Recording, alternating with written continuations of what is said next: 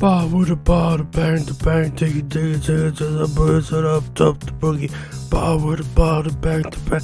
He can just keep repeating that like over and over again. He keep it endlessly. They really should do that one of these days. Kid Rock, just have that on an endless loop and see if the audience just gets tired of it. Man, I'm trying to see if I mean, I've talked a little bit about my days at Taco Bell, right? The Taco Bell days. And yeah, I remember, I mean, I was working at Wendy's before. That was my first job. And I think Wendy's, I was making like $5.25 an hour. And then when they gave me a raise after 6 months, it was like 5 cents. Yeah, oh my God. The people at Wendy's hated me.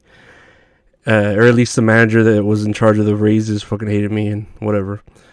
But eventually I got hired at Taco Bell, and I think I was making like $5.40 an hour, like starting the first day. So I was like, dang, this is some good money, right? And I remember the assistant manager there was this young white dude named Kevin. And by young, okay, I was 18. I was just out of high school, and this guy was like 24 years old, and I looked up to this cat, right? Like, I think when I got hired there was no general manager, so the guy Kevin was in charge. He was the assistant manager, but he was in charge of the store. And what was great about him, and I mean, I say great, but I don't think you'd think is great, is that he would get super fucking mad when he would get mad. Like the white supremacist rage, or the white boy shooter rage that you see like right now.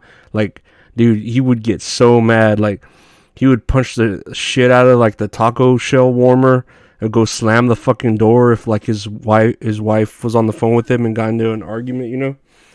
And I don't know. He was a great dude. He was fucking great. And I remember there was this young girl there that I knew from school that was like a grade under me. And yeah, I'm pretty sure they were like messing around, like having, you know, infidelity. Yeah, not like an affair. But you know, I didn't care. He was a cool fucking manager. And Kevin was married to this like thick ass white woman, right? Real thick ass. And her parents own like a pretty well known jewelry store there in town. And I remember that's where I bought like my first fanciest purchase, was this like fancy wallet. Cause I would always have those Velcro wallets, you know, like from fucking Dickies and shit. And he was all, nah, man, you gotta fucking spoil yourself, you know, like you're a king. And he's like, you gotta spoil yourself. So I went and like bought a fancy wallet. And yeah, like literally just this last Christmas, I barely got rid of that wallet. Like I had that shit for almost 20 fucking years. 20 years! Now, I remember that wallet back then, dude, shit. And whenever that was, 2005, 2006, that cost me like $50. And man, that was a lot of money back. That's still a lot of fucking money to me for a wallet. But yeah, I guess Kevin was like, nah, man, you gotta have a nice wallet. You know, I remember too, he had a badass Sony Ericsson phone from AT&T. And he told me, man, you need to have a nice phone too, you know, one of these ones with the 1.3 megapixel camera. And I was like, dang, like I just had this basic flip phone at that point. And I remember prior to the flip phone, I had like a badass Nokia brick phone. And I think the very first ringtone I ever bought was BYOB by System of a Down. It was all polyphonic though, you know. It was either that one or Sierra 1-2 Step, because I really liked that song back then. And yeah, those were the ringtones, right? The polyphonic. Man, I miss those phones, like the old Nokia brick ones. Like you could punch someone with the corner of a Nokia phone in just the right spot on their like the temple of their head, and you can kill them instantly. Like for real, seriously. And then my next phone, that one I was telling you about, was some like gas flip phone. I can't remember what kind it was. But I remember my first music ringtone that I ever bought was Zephyr song by the Red Hot Chili Peppers. Fly away on my Zephyr, I feel it more than ever. But yeah, I don't know. I'm a sick man. I remember a bunch of weird shit. Anyway, so Kevin convinced me to buy this badass Sony Ericsson phone. And dude, that shit had like 32 fucking megabytes of memory on the card, so I could hold like 30 songs and shit. We'd be jamming out in the back of the room or kitchen, you know, just fucking doing dishes on my phone. It was fucking great, right? Well, eventually, you know, we did get a new general manager, and Kevin was back to the assistant manager, and this dude's name was William Watt, and this guy was a trip, man. I remember one time, I think it was right after a lunch rush, and we were just chilling, you know, just relaxing, and I had randomly asked him, "Hey, Will, you know, when did you tell your kids that Santa Claus wasn't real?" And I don't remember why that question came to mind. But when he was about to answer, one of his teeth just like fell out. Like he was going to say a word and then it just fell. The tooth fell right into his hand. And he just looked at it and kind of excused himself to the office, you know? I guess to put himself back together like fucking in the movie Death Becomes Her, you know? He's just falling apart. It's fucking trippy. And I remember there's this one time he was telling us about the sales for the week or something, and he's like, "Oh yeah, we really shot our wad on our sales." And he was like, "Wait, what? We shot our wad? What do you mean by that?" You know, it was fucking weird. And this other time too, the district managers, right, came to visit our store. You know, I guess check on us and shit to see we were doing everything right. And there were two guys. A little Mexican dude that I didn't really like, and then this bigger white dude that was a pretty cool dude, right? And try to remember, right, that I'm right out of high school, 18 years old, so that district manager, the white guy, is shaking everyone's hands, and when he comes up to shake my hand, I stick it out, and when his hand gets close to shake mine, I'm like, ah, and I took my hand up to my hair, like, psych, and dude, my manager, he looked fucking embarrassed, but dude, that district manager cracked up like, you got me, you know? And true story, like, I don't remember how many months it was next, but the next time he came, that same old white district manager dude, and I went to shake his hand, like, "Oh, hey, how you doing, sir?" He was all, in a super white man voice, and he psyched me out with his handshake, and I was like, you son of a gun, you got me, you know? But there's a lesson to everyone there. If you want to be remembered professionally, do what I do and just go, to your managers, man. That works every time. Fuck it, I love you. Fuck it, I love you. Fuck it, I love you. I really do.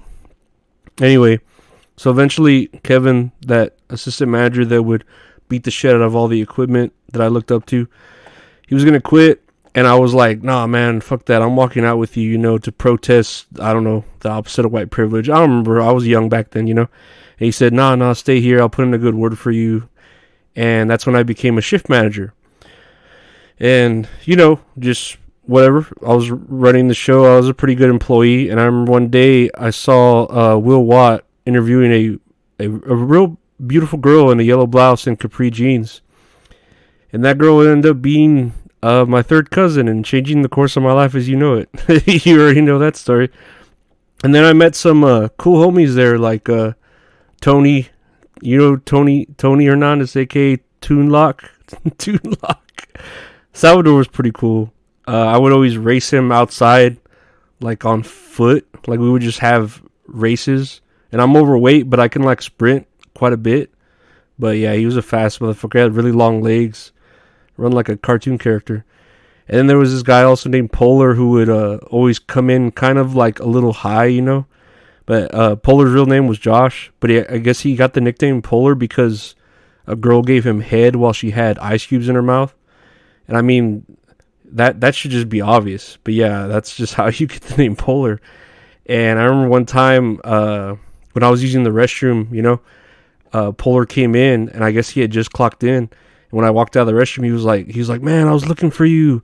I just got done figuring this girl before I came in. And I wanted you to smell my fingers, but I had to wash my hands to make this taco order." And I was like, "Okay, thank you for thinking of me. Maybe next time, you know." Yeah, Kohler was cool. I remember one night we were all closing for the night, and I was in charge, of course. And I had this cool little blue Chevy truck, and we tried to drive it into the store through the front doors to see if it would fit inside, and yeah, it barely would not fit. And I remember one time, we hired this cool cat Juan that I went to school with, and I realized my store keys could open the lock to the roof. So Juan would go up there and like smoke cigarettes, and we would throw him packs of flatbread that were uncooked, and he would just be throwing them at the McDonald's next door, like frisbees, Great times. Eventually, I remember, then Will Watt left, and we just had stupid ass managers after that. And I think, I don't know, someone in the drive-thru that worked for Walmart was like, "Hey, you should go apply there. I'll put in a word for you, whatever." And yeah, they were paying like $1 or $2 more as just a cashier from me being a shift manager. So I was like, "Fuck this, I'll just leave," And I mean, at this point, after a year and a half of the Golden Bell years, my mentor was gone, my cousin was gone, my friends were gone, and so was the end of an era. Why is there no one in my life? Time. There's no time tonight. Why? Hannah. Anyways, that's it for today. What was y'all's first job or second job or whatever job y'all remember fondly, the year we were there, all of us at the store, we got the Golden Bell Award, which I guess is like a real high honor there for Taco Bell. I don't know, you had to have scores and high scores and shit like that. And I took that Golden Bell, and now it hangs up on my office wall. It was one of my highest honors. And do y'all even like Taco Bell? Like, I swear, it got hated. Like, I hated it so much before I started working there. And now, to me, Taco Bell comes in clutch all the time. Like, they've got a badass value menu that, like, in this economy cannot be beat by anyone.